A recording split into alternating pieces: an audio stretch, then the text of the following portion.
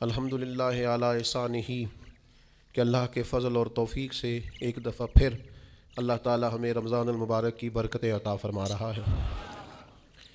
اللہ تعالیٰ نے قرآن مجید میں ارشاد فرمایا ہے کہ یا ایہا الذین آمنوا کتب علیکم الصیام کما کتب علی الذین من قبلکم، اے ایمان والو تم پر روزے فرض کیے گئے ہیں جس طرح کہ تم سے پہلے لوگوں پر فرض کیے گئے تھے، لعلکم تتقون، تاکہ تم پرہیزگار ہو جاؤ۔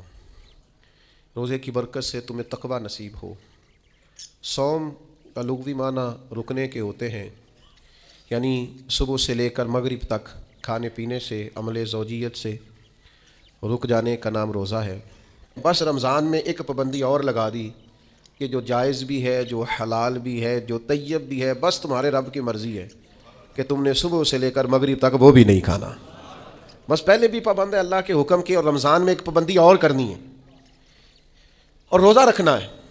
اور اس روزہ کتنی کو محبوب چیز ہے اللہ کو، کتنی کو پسند ہے۔ نسائی میں حدیث ہے، ایک صحابی نبی کریم علیہ السلام کے حضور حاضر ہوئے اور عرض کی یا رسول اللہ صلی اللہ تعالیٰ علیہ وسلم، مجھے کوئی ایسا عمل بتائیں جو مجھے نفع دے۔ مطلق اعمال میں سے جتنے بھی اعمال موجود ہیں اللہ کی رضا کے لیے کرنے والے، ان میں سے اس نے کسی عمل کا انہوں نے سوال کیا۔ عرض گزار ہوئے یا رسول اللہ صلی اللہ تعالیٰ علیہ وسلم، کوئی عمل بتائیں جو مجھے نفع دے۔ تو اللہ کے حبیب علیہ السلام نے فرمایا روزہ رکھ، اس کی مثل دوسرا کوئی عمل نہیں ہے۔ روزہ اتنا بڑا عمل ہے انسان کو نفع دینے والا، مسلمان کو فائدہ پہنچانے والا، کہ اس جیسا دوسرا کوئی عمل یہ حدیث میں حضور علیہ السلام نے بیان کی۔ اب روزہ اتنی بڑی سعادت ہے، اور کرنا کیا ہے؟ اللہ کے حکم سے کھانا پینا ہے۔ جس وقت اس نے کھانے سے روک دیا اس وقت رک جانا ہے، جس وقت اجازت دی ہے اس وقت کھا لینا ہے، لیکن نفع اتنا ہوگا کہ حضور فرماتے ہیں اس جیسا دوسرا عمل ہی کوئی نہیں۔ اتنا فائدہ مند کام ہے۔ روزے بڑی غنیمت ہے۔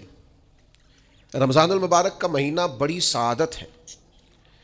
آپ اندازہ فرمائیے کہ نبی پاک علیہ السلام نے حضرت سلمان فارسی رضی اللہ تعالیٰ عنہ فرماتے ہیں رمضان سے ایک دن پہلے خطبہ دیا تھا باقاعدہ، اور ہمیں حضور نے رمضان کی عظمتوں سے آگاہ کیا تھا۔ رمضان المبارک سعادت افروز گھڑیاں ہوتی ہیں، اس کا لمحہ لمحہ برکت ہوتا ہے، اس کی ایک ایک ساتھ خدا کا انعام لے کے آتی ہے۔ رمضان المبارک کی ایک ایک گھڑی بخشش، مغفرت، اللہ کی عطا، اللہ کا کرم، اللہ تبارک و تعالیٰ کی رحمتوں سے بھرپور ہوتی، ایسے جیسے چاروں جانب خدا کی رحمت کا می برس رہا ہوتا ہے۔ بس جن کی جھولیاں پھیلی ہوئی ہوں گی اور جن کے دامن کھلے ہوئے ہوں گے وہ اپنے دامن رحمت الہی سے بھرپور کر لیں گے۔ لیکن سادی سی بات ہے بھائی، جو آدمی سویا رہے، غافل رہے، اٹھ کے اپنے کمرے کا دروازہ ہی نہ کھولے تو سورج جتنا مرضی چمک رہا ہو اسے کوئی فائدہ حاصل ہوتا نہیں، اسے کوئی روشنی نصیب ہوتی نہیں، کیونکہ وہ تو اٹھا ہی نہیں، جاگا ہی نہیں، بیدار ہی نہیں ہوا۔ صبح کی آب و ہوا بڑی ٹھنڈی ہوتی ہے، بڑی صحت افزا ہوتی، لیکن اگر کوئی لوگ غافل ہی رہے اس میں، اور صبح اٹھے ہی نہ، سیر کرے ہی نہ، فجر کو نکلے ہی نہ، اس کی غفلت اس پر طاری رہے، تو جتنا مرضی صبح کا سویرا ہو، جتنی مرضی راحتیں اور رحمتیں ہوں، اسے اس سے نفع حاصل ہوتا وہ تو اسی کو ہوگا جو اٹھے گا، آنکھ کھولے گا۔ تو اچھی طرح سمجھ لیجئے گا رمضان المبارک کی سعادتیں اتنی بڑی ہیں، برکتیں اتنی زیادہ ہیں کہ حضور علیہ الصلوۃ نے فرمایا نفل کا ثواب فرض کے برابر، فرض کا ثواب 70 گنا بڑھا کے دیا جائے گا۔ لیکن اگر کوئی غافل کا غافل ہی رہا، اس بیچارے کا موبائل رمضان میں بھی بند نہیں ہوا، لا یعنی بے مقصد بے معنی چیزیں، لغویات اور عبث چیزوں میں اس نے رمضان بھی گزار دیا، تو سعادتیں تو برس رہی تھیں، سورج تو نور کا چمک رہا تھا، روشنی تو پھیل گئی، سعادت افروز گھڑیاں تو آ چکی تھیں، پر اس نے اپنی آنکھ کو ہی نہیں کھولا، غافل کا غافل رہا، تو اسے کچھ میسر آ سکتا، کچھ غفلت دور کرنی پڑے گی۔ اب دیکھیے ہمارے ہاں محفل ہوتی ہے، لوگ گلیاں سجانی شروع کرتے ہیں 1 یا 2 دن پہلے۔ کسی گھر میں شادی ہوتی ہے تو لوگ گھر کا آنگن، صحن، چھت اور سامنے والی دیوار سجانا شروع کرتے ہیں 2-3 دن پہلے، اس سے زیادہ نہیں۔ بڑی خاص بھی کوئی محفل ہو تو 1 آدھ دن پہلے لائٹنگ لوگ کرتے ہیں کہ پتہ چلے یہاں ذکر رسالت مآب صلی اللہ تعالیٰ علیہ وسلم کیا جائے گا، اور یہاں حضور کے تذکار کیے جائیں گے۔ 2-4 دن پہلے اگر کہیں لائٹنگ ہو جائے تو لوگ کہتے ہیں یار کوئی کمال ہی بات ہے کہ اتنے دن پہلے یہاں اتنی روشنیاں نظر آ رہی ہیں، کوئی انفرادی کام ہے، اس پر نظر جاتی ہے۔ آپ ذرا رمضان کی شان تو دیکھیں، حضور فرماتے ہیں سارا سال جنت سجائی جاتی ہے، کس لیے؟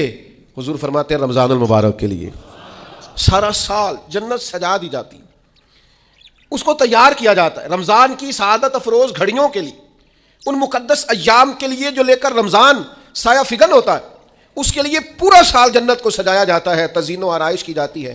اور رمضان آتا ہے تو کریم کے کریمانہ فیصلے ہونے شروع ہو جاتے ہیں. کریمانہ فیصلے، ایک کریمانہ فیصلہ ہوتا ہے کہ دوزخ کے دروازے بند کر دو اور جنت کے سارے ہی دروازے کھول دو. اس کو راستہ کیا گیا ہے. پھر آپ کو پتہ ہے ایک انوکھی بات بھی آپ سے کرنی ہے، قانون نافذ کرنے والے اداروں کو نا مجرموں کا پتہ ہوتا ہے، ان کو پتہ ہوتا ہے کس کسی جگہ کچھ فسادی لوگ ہیں. وہ دیکھتے ہیں نا ملک میں کوئی خاص مہمان آ رہا ہے جو ملک کے لیے فائدہ مند ہے اور وطن کے لوگ اور وطن کو اس سے فائدہ ہوگا، استفادہ کریں گے لوگ اس کے آنے سے. وہ کیا کرتے ہیں ان فسادیوں کو پہلے بند کر دیتے ہیں، کہتے ہیں ایسا نہ ہو کہ یہ آ کے کوئی خرابی کرے، وہ منع کر دیتے ہیں. تو یاد رکھ لیں، سمجھ لیں، حضور فرماتے ہیں شیطان کو بھی قید کر دیا جاتا ہے. رمضان آنے والا ہے تو اللہ شیطان کو قید کر دیتا ہے، جکڑ دیتا ہے. فرمایا رمضان آ رہا ہے اور میرے بندوں نے اپنی بخشش کرانی ہے، انہوں نے میری عبادت کرنی ہے، انہوں نے روزے رکھنے ہیں، انہوں نے آ کر کے اللہ کے حضور معافیاں مانگنی ہے.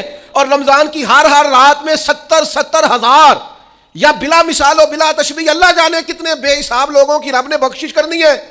تو یہ شیطان بڑا مکار ہے، یہ کھلا ہوا دشمن ہے، کوئی خرابی نہ کر دے لہذا پہلے اسے باندھ دو، خرابی نہ کرے کسی قسم کی اسے باندھ دیا جاتا ہے. مہمان بھی آ گیا، خرابی کرنے والا بھی باندھ دیا، لیکن اگر فائدہ لینے والے پھر بھی فائدہ نہ لیں تو پھر ان سے کہا جائے گا کہ تمہارے پاس اب کوئی بہانہ بچا نہیں ہے، اب تمہارے پاس کوئی کسی قسم کا عذر باقی نہیں ہے. اب تو یہ تھا کہ تمہیں بخشش کرانا چاہیے تھی، استغفار پڑھنا چاہیے تھی، دعائیں کرنا چاہیے تھی، قرآن مجید کی تلاوت کو کثرت سے کرنا چاہیے تھا، لیکن چونکہ اب تم یہ بھی نہیں کہہ سکتے کہ مجھے شیطان نے گمراہ کر دیا، وہ تو باندھ دیا گیا ہے. اب تو فسادی کو ویسے ہی کنٹرول کر دیا گیا ہے. اب بھی تم اگر سوئے رہے، اب بھی اگر تم نے غفلت کی، اب بھی چھوٹے موٹے بہانے کر کے تراویحاں چھوڑتے رہے، اب بھی ذرا ذرا سی سستیاں کر کے ادھر ادھر نکلتے رہے، اس کا مطلب یہ ہے کہ پھر تم استفادہ کر سکے، تم نے سستی کا مظاہرہ کیا، تم نے جان. اور اب دیکھیں جب اتنے بندوبست کیے تمہارے لیے، ثواب بھی بڑھا دیا، اجر بھی بڑھا دیا، تمہارے لیے جو فساد پیدا کرنے والا شیطان تھا وہ بھی قید، لیکن اگر تم پھر بھی عمل نہ کرو، پھر بھی مسجد نہ ہو، تو پھر حدیث پاک سن لیں. اس طرز کی شاید یہ منفرد حدیث ہے کتب احادیث اور تقریباً تمام کتب احادیث میں موجود ہے.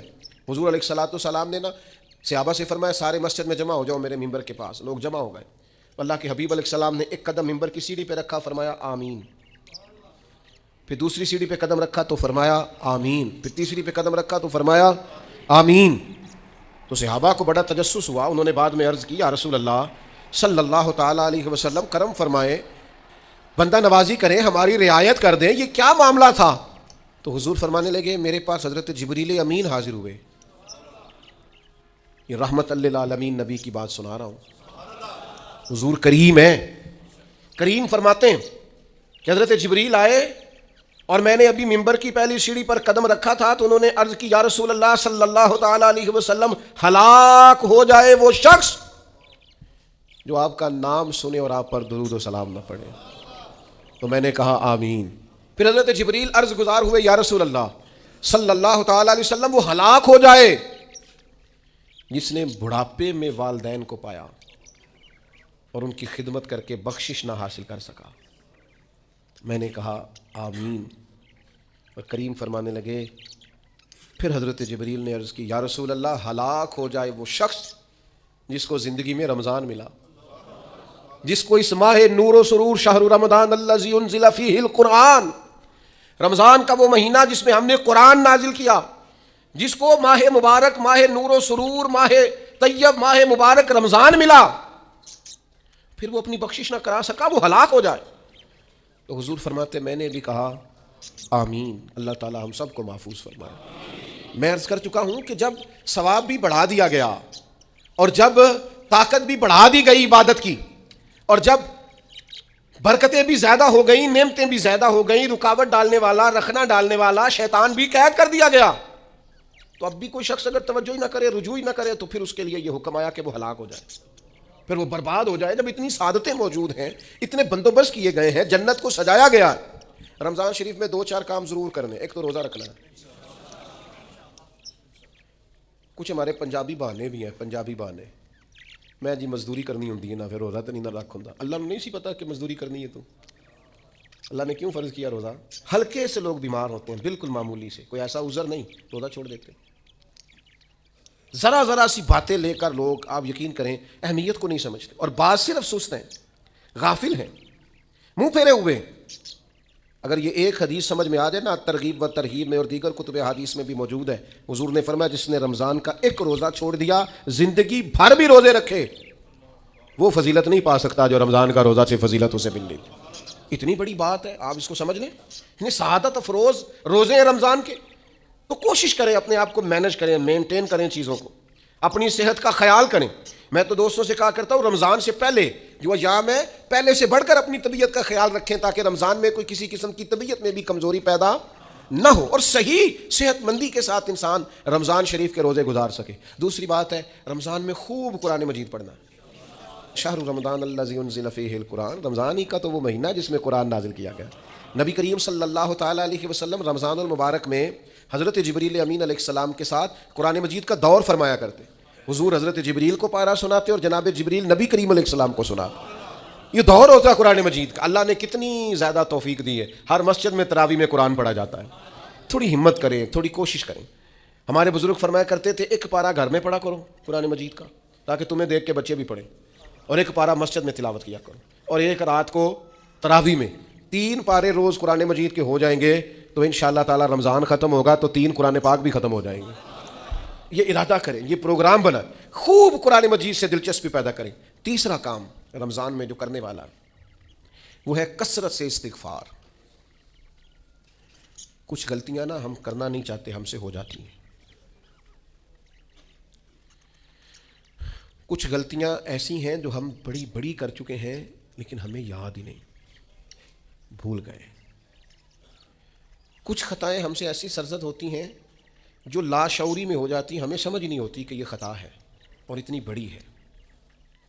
کسی شخص کو بعض اوقات کوئی ایسی بات کہہ دیتے ہیں کہ ہماری نظر میں وہ بات معمولی ہوتی ہے پر وہ بیچارہ ساری رات سو نہیں سکتا.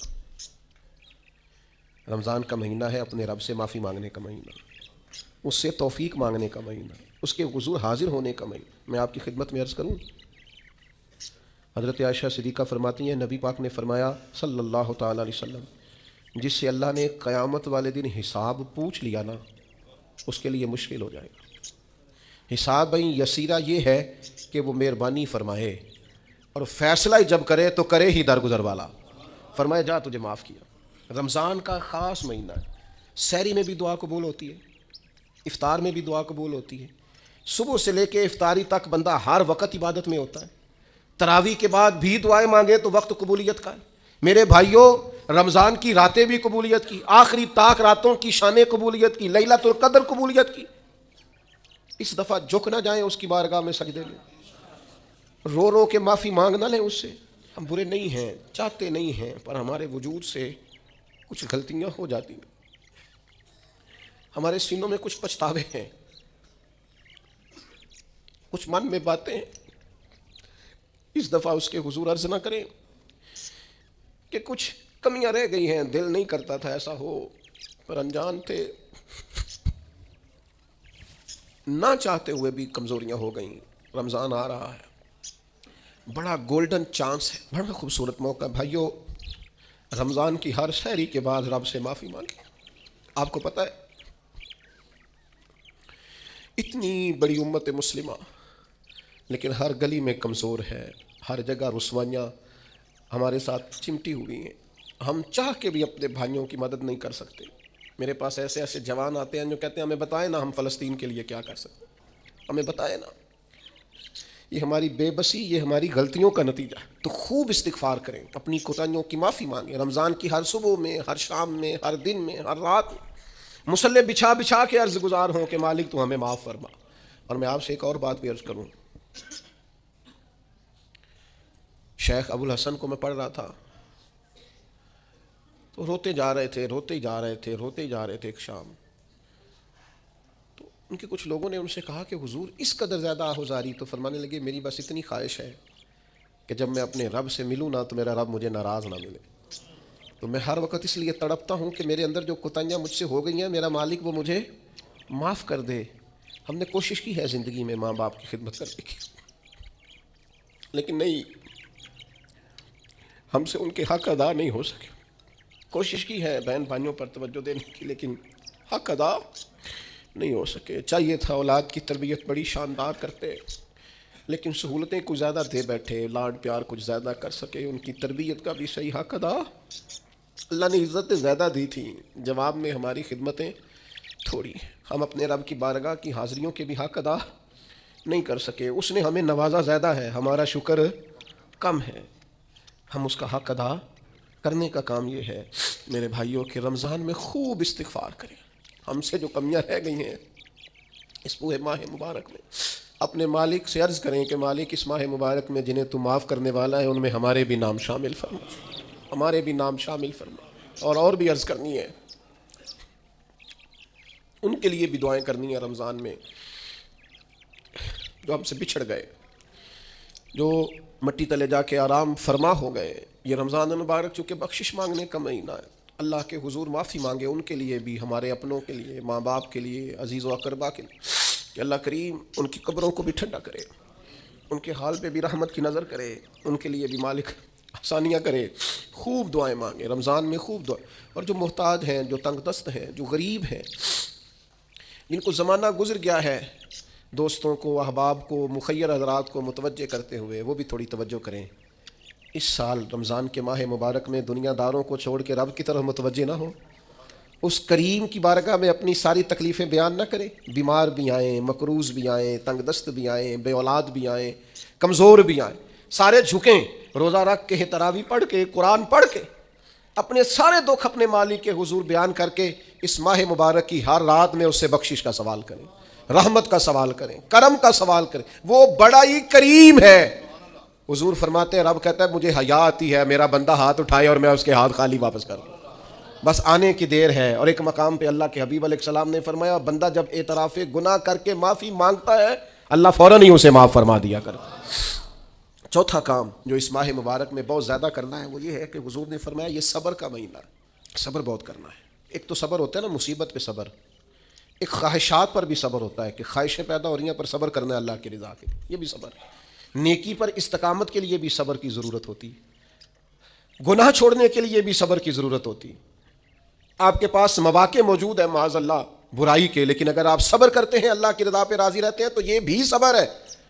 نبی پاک علیہ السلام نے روزہ دار کو صبر کرنے کا کہا، فرمایا ایک تو تم نے کوئی بیہودہ بات نہیں کرنی، کوئی گالم گلوچ نہیں کرنی، اور اگر کوئی تم سے لڑائی جھگڑا کرے، کوئی بیہودہ بات کرے تو تم نے کیا کہنا، انی صائم مرتین، تم نے 2 مرتبہ کہنا ہے بھائی میں تو روزہ دار ہوں۔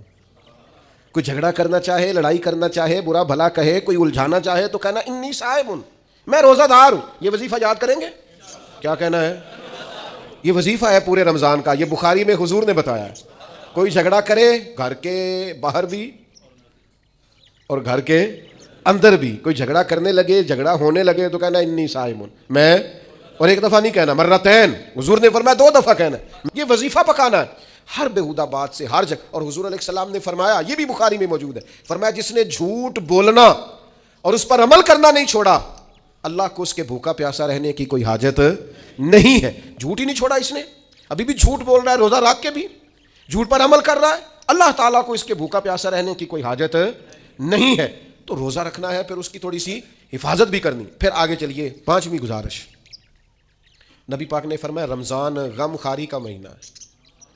آپ کو پتہ ہے جو بندہ روزہ نہ رکھ سکے کسی خاص مجبوری کی وجہ سے، بیماری کی وجہ سے، کسی عذر کی وجہ سے، تو قرآن مجید نے کیا کہا، وہ ایک مسکین کو کھانا کھلائے۔ روزے کا فدیہ یہ ہے کہ پھر وہ کیا کرے، روزہ نہیں رکھ سکتا تو مسکین کی خدمت کرے۔ شرعی حکم یہ ہے کہ کسی نے اگر روزہ توڑ دیا رمضان کا تو 60 روزے رکھے کفارے میں، 60 نہیں رکھ سکتا تو پھر 60 مسکینوں کو کھانا کھلائے۔ تو بار بار روزے میں مسکین کا ذکر آ رہا ہے۔